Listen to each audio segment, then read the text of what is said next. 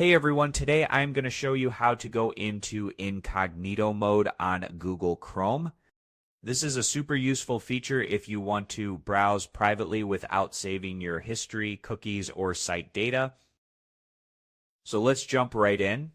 Incognito mode is a private browsing feature in Google Chrome. When you use it, your browsing history, cookies, and site data won't be saved once you close the window. However, your activity might still be visible to websites, your employer, school, or internet provider. The easiest way to open incognito mode is by using a keyboard shortcut. On Windows and Linux, press Ctrl-Shift-N. On a Mac, press Command-Shift-N. Instantly, a new incognito window will open. You will see a message confirming that you're browsing privately. If you prefer using the mouse, open Google Chrome, click the three-dot menu in the top right corner, and select New Incognito Window from the drop-down list.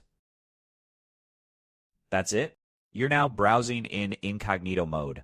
While incognito mode prevents Chrome from saving your browsing history, it doesn't make you completely anonymous.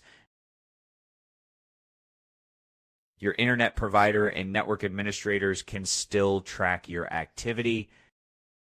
If you need extra privacy, consider using a VPN. Once you're done browsing, simply close the incognito window like any other tab. All your activity from that session will be erased. If you're using a phone, here's how to do it. On Android or iPhone, open Chrome, tap the three-dot menu, and select New Incognito tab. A new private browsing tab will open instantly.